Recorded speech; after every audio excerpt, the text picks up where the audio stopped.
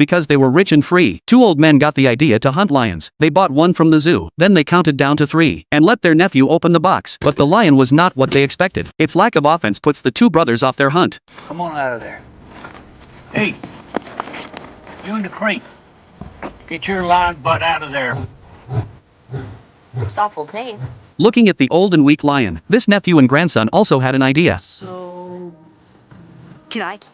The two brothers had a second thought. Waiting for the lion to be well fed before hunting it down might be a good idea. So Walt got his first pet. These two rich old men had a lot of money. Actually, there's more to this crazy story. A few weeks ago, Walt's mom had to go to law school, so she dropped Walt off at his uncle's house. On the way, she kept bugging the boy. These two old men disappeared for 40 years and came back as multi-millionaires. If Walt could manage a good relationship with them, when granduncle dies, the inheritance might be theirs. When they arrived at the farm, before the two uncles had met, the puppies were the first to evict them, and the old sow came to chase them away. The mother took Walter to the pond and found the aunts and uncles fishing with shotguns. Send for a hooker.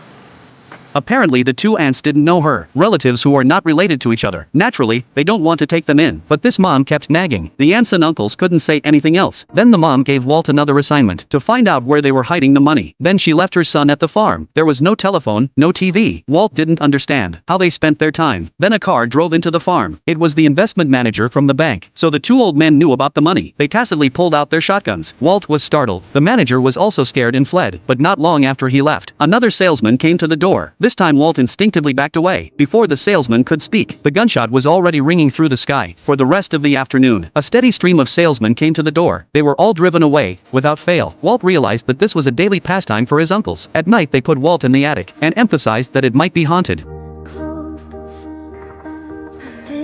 Hey, we don't know nothing about kids. So if you need something, find it yourself. Better yet, do it out.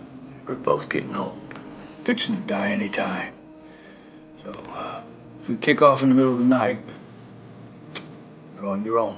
Walt was too scared to go upstairs. Apparently the two old men didn't hate the boy. After settling into his bed, Walter found a key on the floor. It seemed to be the key to the treasure chest. He carefully opened the chest, and all he could see was sand. But when he touched it carefully, there was a picture of a beautiful woman buried in the sand. He knew his uncle had no children. So who is this woman? During the meal, with this question in mind, Walter tentatively asked his uncles, "Where are the 40 years you've been missing?"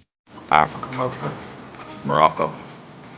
Algeria, Kenya. Nothing much sadder than a couple of has-beens jabbing about the good old days.